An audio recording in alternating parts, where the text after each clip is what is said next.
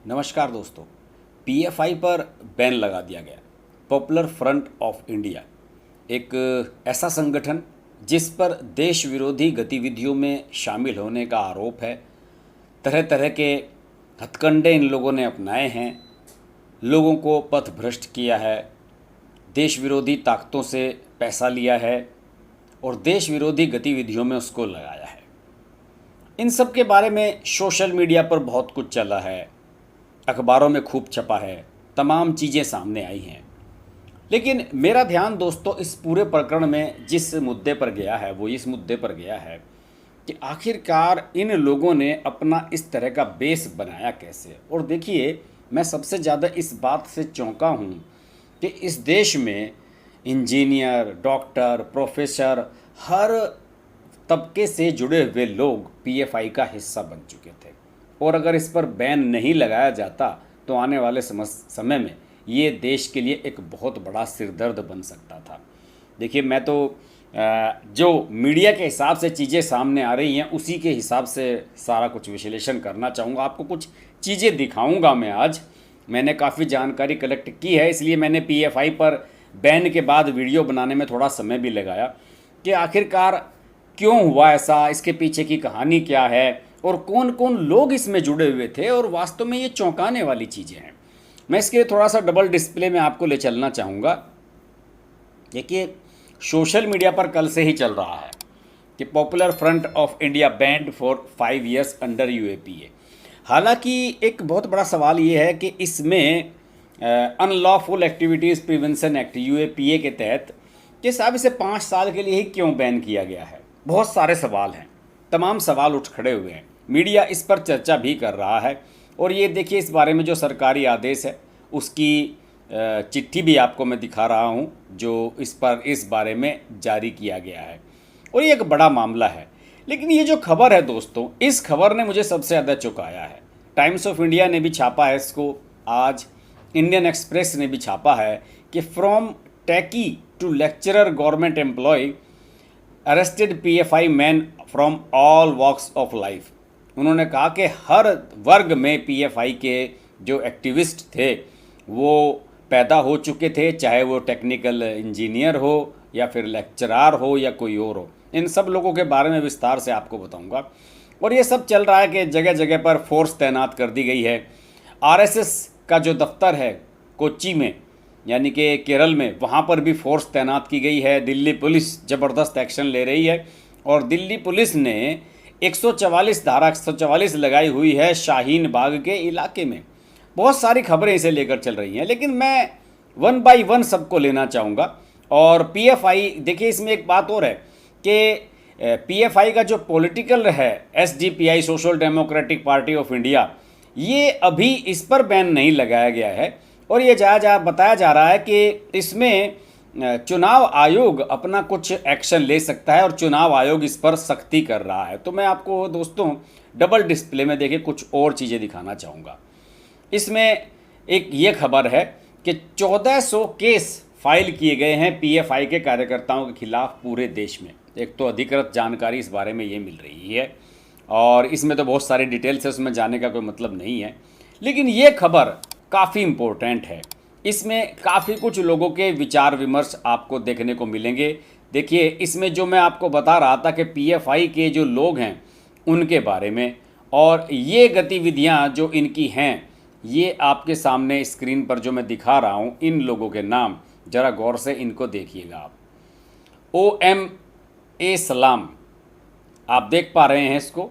और OMA सलाम नाम का जो ये शख्स है, इसके बारे में ज़रा मैं आपको दिखाना चाहूँगा। ये एम्प्लॉय है केरला स्टेट इलेक्ट्रिसिटी बोर्ड का, सलाम, और इसको सस्पेंड किया गया था अभी हाल ही में पीएफआई संबंधित इसके लिंक होने की वजह से उसकी गतिविधियों में। ये अनीस अहमद है, नेशनल जनरल सेक्रेटरी है। OM इस्लाम पीएफआई का चेयरमैन है। Anees Ahmed national general secretary है और ये इसके खर्चे के बारे में, इसकी साइबर एक्टिविटीज़ के बारे में ये काम करता है। और ये एक ग्लोबल टेलीकम्युनिकेशन कंपनी के लिए काम कर रहा था और इसे हाल ही में सस्पेंड वहाँ से किया गया था। ये हैं पी कोया, ये सदस्य है नेशनल एग्जीक्यूटिव काउंसिल का पीएफआई के। ये एक्टिव मेंबर हैं और बताया जाता है कि ये जो सिमी जिस पर जिस संगठन पर आतंकी गतिविधियों में शामिल होने के लिए बैन लगाया गया था, ये उससे जुड़ा रहा है लंबे समय तक। तो इस पर भी नज़र थी और अब ये जुड़ गया था पीएफआई के साथ, और बाद में इसने कोझिकोड यूनिवर्सिटी जो है केरला की, उसके लिए लेक्चरर के रूप में काम करना शुरू कर दिया था। आप समझ सकते हैं ना कहाँ कहाँ तक इनकी जड़ें पहुँच चुकी थी। और ये है EM Abdul Rahman, national vice president. और रहमान जो है वो एक रिटायर्ड कर्मचारी है कोचीन यूनिवर्सिटी का और साइंस और टेक्नोलॉजी का, Cochin university of science and technology का, और एर्नाकुलम डिस्ट्रिक्ट में ये रहता है और सिमी का प्रेसिडेंट रहा है ये अपने समय में। यानी कि सिमी पर बैन लगा और उसके सारे लोग इसमें शामिल हो गए। ये है अफसर पाशा। अफसर पाशा जो है नेशनल सेक्रेटरी है। पाशा एक बिजनेसमैन है और एक्टिव मेंबर है पीएफआई का जब से ये बनी है 2006 से। अब्दुल वाहिद सैद ये मेंबर है नेशनल एग्जीक्यूटिव काउंसिल का और ये फाउंडिंग मेंबर है और सॉफ्टवेयर सॉल्यूशन कंपनी एक चलाता है ये। मोहम्मद शाकिब और ये भी नेशनल सेक्रेटरी है इसका मीडिया एंड पब्लिक रिलेशंस का, और ये भी इसके संस्थापक सदस्यों में से एक है। और एक ये है मिनारुल शेख, इसके बारे में देखिए, ये एक PhD होल्डर है और कोचिंग क्लासेस चलाता है, लेकिन ये क्या कोचिंग वहाँ पर कराता होगा आप इस बात से समझ सकते हैं। बीजेपी ने इसका समर्थन किया है, बीजेपी ने इसकी तारीफ़ की है जो सरकार ने कार्रवाई की है, लेकिन कांग्रेस और रीजनल पार्टीज़ जो हैं वो इसको लेकर हल्ला मचा रही हैं और वो कह रही हैं कि RSS पर भी बैन लगाइए। देखिए, इन लोगों को RSS में और PFI में कोई फ़र्क नज़र ही नहीं आ रहा है, आप समझ रहे हैं।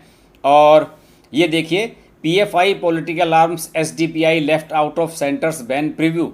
देखिए, इसमें लिखा है कि social democratic party of India जो इसका PFI का राजनीतिक संगठन है उस पर बैन नहीं लगाया गया है, लेकिन ये रडार पर है। चुनाव आयोग इसके बारे में खबरें ले रहा है। ये तस्वीर देखिए 2010 की है, कोट्टयम की। PFI के मेंबर्स को किस तरीके से ट्रेंड किया जा रहा है, ये इंडियन एक्सप्रेस ने तस्वीर आज छापी है, इसको आप देख सकते हैं। और इसमें और भी काफ़ी चीज़ें लिखी गई है। PFI क्या है इसके बारे में लिखा गया है। PFI जो है 2007 में बनाया गया था और 3 मुस्लिम ऑर्गेनाइजेशन इसमें मिलाए गए थे। National Democratic Front in Kerala, Karnataka Forum for Dignity and Manitha Neethi Pasarai इन तमिलनाडु, ये 3 संगठन इसमें मिलाए गए थे। और सिमी पर जब प्रतिबंध लगाया गया था उसके बाद PFI का जन्म हुआ। और ये सारी चीज़ें इसमें लिखी भी गई हैं कि इसका कैंपस कहाँ है और इसके जो साथ में संगठन जुड़े हुए हैं, national women's front, rehab India foundation जिसके माध्यम से यहाँ पर इसे विदेशों से चंदा मिल रहा है, और empower India foundation, rehab foundation Kerala, all India imams council, junior front, ये सारे के सारे संगठन इससे जुड़े हुए हैं जो इसकी समय समय पर हेल्प कर रहे थे। इसके अलावा कई और भी चीज़ें हैं। देखिए, इसमें एक खबर ये भी है कि आखिरकार क्यों इस पर प्रतिबंध लगाने की ज़रूरत महसूस की गई। कई लोग कई बड़ी घटनाओं में, इनका नाम था प्रोफेसर की जो हथेली है उसको काट दिया गया था 2010 में केरला में, उसके बारे में है ये। और SFI लीडर जो थे उनका मर्डर हुआ था 2018 में। RSS वर्कर को 2021 में किल किया गया, RSS वर्कर का 2021 में मर्डर हुआ। ये केरल में घटनाएं हुई। कर्नाटक में बजरंग दल के सदस्य का 2016 में हत्या हुई, इसमें PFI का नाम आया। यहाँ RSS का जो वर्कर है उसकी 2017 में हत्या हुई कर्नाटक में, उसमें इनका नाम आया। RSS वर्कर को 2016 में मारा गया कर्नाटक में, उसमें इनका नाम आया। भारतीय जनता युवा मोर्चे के जो आदमी की हत्या की गई 2022 में, उसमें इनका नाम आया। तमिलनाडु में कुछ घटनाओं में इनका नाम आया और इसी वजह से इन पर ये प्रतिबंध लगाया गया। देखिए, योगी आदित्यनाथ और हेमंत बिस्वा शर्मा, ये सब जो चीफ मिनिस्टर हैं बीजेपी शासित राज्यों के, इन्होंने इसकी तारीफ़ की है और इन सब का कहना है कि ये बिल्कुल सही प्रतिबंध है और पहले हो जाना चाहिए था। ये वो खबर है, इसके बारे में मैं आपको पहले भी बता चुका हूँ कि from techie to lecturer to government employees, लिखा कि सरकारी कर्मचारी, प्रवक्ता, इंजीनियर, ये सब लोग PFI से जुड़े हुए थे और कितने खतरनाक काम कर रहे थे। और ये PFI का जो पॉलिटिकल आर्म है इसको भी बैन नहीं किया गया है। ये खबर भी आज अखबारों में छापी गई है। लेकिन जो केंद्रीय गृह मंत्रालय है उसकी निगरानी में ये है, और इसके अलावा इलेक्शन कमीशन की भी ये निगरानी में है, क्योंकि इलेक्शन कमीशन का मानना है कि इसने अपना जो विवरण है वो अभी तक नहीं दिया। इसमें लिखा गया है कि in fact SGPI is already under the radar of the election commission for failing to file its contribution reports for 2018-19 to 19-20।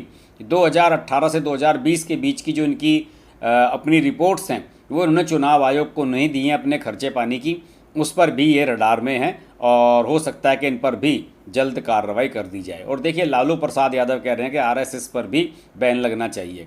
मुसलमानों के वोट लेने के लिए लालू प्रसाद यादव किस हद तक गिर सकते हैं। और इसमें एक खबर ये भी प्रमुख है कि उत्तर प्रदेश, कर्नाटक और गुजरात, ये 3 मेन राज्य थे जिन्होंने अमित शाह पर दबाव बनाया कि साहब PFI को बैन किया जाए, और इन राज्यों में PFI की गतिविधियां लगातार बढ़ रही थी। उत्तर प्रदेश में योगी आदित्यनाथ, कर्नाटक में BJP की सरकार है ही, गुजरात में BJP की सरकार है। इन सब का दबाव था कि साहब PFI को बैन किया जाए, वरना आने वाले समय में ये हमारे लिए खतरनाक साबित हो सकता है। तो मेरा मानना है दोस्तों कि PFI पर बैन बिल्कुल उचित कदम है, और ये थोड़ा देरी से उठाया गया, और इसका जो राजनीतिक संगठन है उसको भी बैन किया जाना चाहिए बहुत जल्द से जल्द, मेरा तो ये मानना है। हालांकि असदुद्दीन ओवैसी साहब का बयान आ रहा था, तो असदुद्दीन ओवैसी कुछ और तरह से कह रहे थे, लेकिन असदुद्दीन ओवैसी साहब को मैं बताना चाहूँगा कि वो जो मुसलमानों के वोट लेकर अपनी पार्टी को आगे बढ़ाना चाहते हैं, SDPI जैसे संगठन, PFI जैसे संगठन, सबसे बड़ा खतरा असदुद्दीन ओवैसी जैसे लोगों के लिए ही हैं। इनके ही वोट बैंक को ये कतर रहे हैं, और असदुद्दीन ओवैसी को इसमें भारत सरकार की सराहना करनी चाहिए, ना कि आलोचना। तो मुझे लगा इस बारे में आपको सारी अपडेट्स दी जाएं, इसलिए आज ये वीडियो बनाया। आशा करता हूँ कि आपको वीडियो पसंद आया होगा। वीडियो पसंद आए तो लाइक कीजिएगा, शेयर कीजिएगा। चैनल का कंटेंट पसंद आ रहा है तो चैनल को सब्सक्राइब जरूर कर लीजिएगा। नोटिफिकेशन के लिए बेल आइकन प्रेस कर लीजिएगा। अगले शो में, अगले एपिसोड में फिर आपसे मुलाकात होगी। तब तक के लिए नमस्कार।